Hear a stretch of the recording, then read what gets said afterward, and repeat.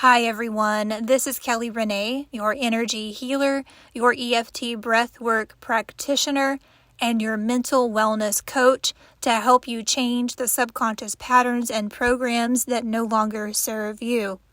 This is audio number 3 in the Energy Healing Excerpt series with Michele Santo and myself, Kelly Renee. Have a listen.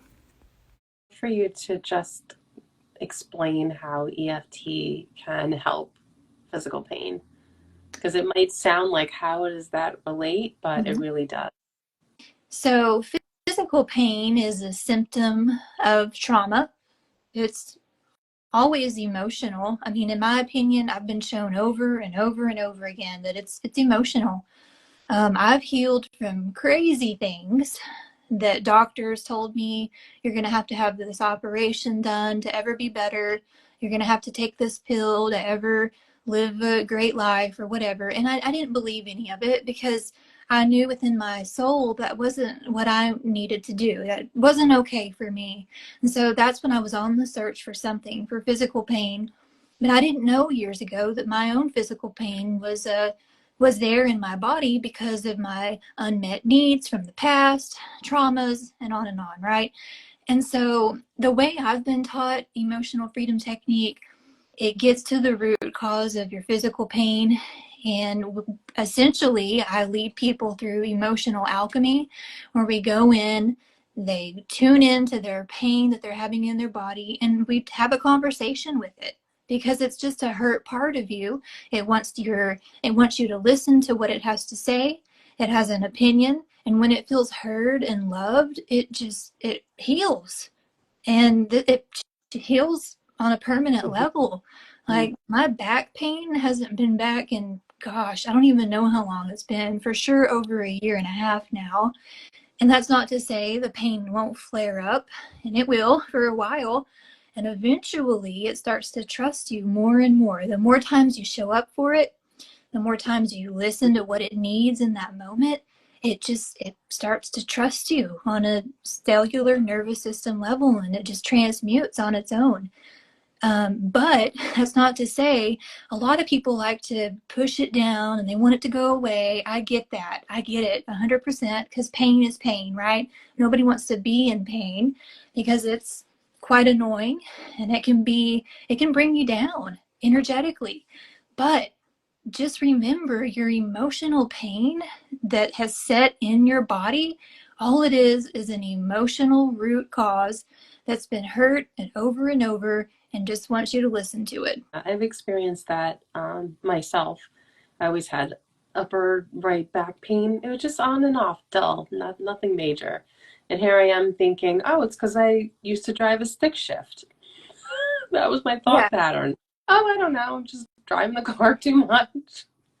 Meanwhile, you and I worked on it, and it had a lot to do with not setting boundaries. And I was disappointed with how things were handled at a work situation, of me, over delivering as usual. The old Michelle would say yes to every little thing, thinking it was going to get me ahead. Meanwhile, you need to have balance in all these relationships, especially work ones.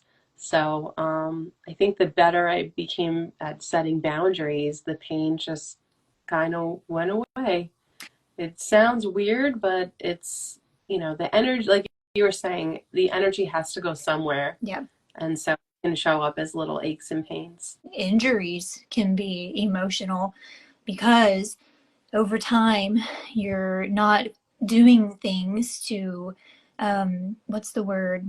Process your emotions. And a lot of people, because we're not taught how to deal with our emotions. I get it. This used to be me.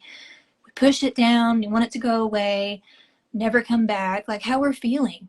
And over time, if you continue doing that, it takes hold somewhere in your body. For me, it was in my lower back. And then bam, one day I just kept letting people run over me. It had enough, and I pulled like the disc in my lower back, and I did not know at the time it was because I was just not getting my needs met. Didn't know how to say no to people, doing things I didn't want to do. So my back was protecting me, and it had held on to all those hurt parts of me. in my lower back, and then Mhm. bingo bango, back injury, sciatica. Yeah, so it's pretty amazing that physical pain can be healed. I feel like I naturally attract people, like clients that want to work on boundaries because I feel like that's my life lesson. That's why I'm Yeah, here. I've and stumbled my way through it. I'm still in my 40s, stumbling my way through, reminding myself it's still, it's okay, Michelle. You can ask for what you want. It's like every day I have to remind myself nothing's going to blow up. No one's going to die. There's not going to be World War III. It's, you just have to let people know how you feel. And so that, that's kind of my specialty with emotional freedom technique is helping you realize where things feel out of balance, where you're maybe giving more to a friendship than the other person is giving to you and you're feeling a little off, or maybe you're saying yes too much and working overtime and you're not feeling respected or appreciated for all your extra efforts, or maybe you have a hard time just not major boundaries in your relationships, just hey, I need a night off tonight to just read and relax. It doesn't mean I don't love you. It's just learning that muscle of speaking up for yourself and doing it with love. It's very important to me that I communicate very consciously because it's not about starting a fight, setting a boundary. It's not about making the other person wrong. It's about honoring and respecting what's important to you. And you're the only advocate for you. It's like no one can do this for you. But once you learn how to do that with respect towards other people, everything just feels so much easier in your life because you're being true to yourself. And I feel like that's so important. it's very empowering. Boundary setting, it can be difficult to do that on your own, especially if you have the right upbringing, that it wasn't safe to speak up for yourself and you were shown to be quiet and to be a good little kid, or Yeah. whatever the story is. Like, this stuff can be changed where you will feel safe to speak up for yourself in a, like you were saying, in a kind way, and to get your needs met. To get your needs met. That's the most important thing. We have to get our needs met, because if we don't, then resentment can set in, Mm-hmm. and that's not any good, right, towards other people. So really and truly, it is best to say, this is not okay for me. I don't want to do this thing. And you don't owe people an explanation of why. Mm-hmm. So Michelle is wonderful at teaching her clients how to set boundaries in a tactful, kind way. Reach out to her if that speaks to you, because she's been through it. Yeah, I know. No one knows more than me. But I also feel like you're so much better at it than you used to be. 5 years ago, when I first met you, it wasn't even on your radar that that was okay to do. And now you're like, I just set a boundary with someone and it was easy. And that's how it should I be. know. Amazing. You're like, wow.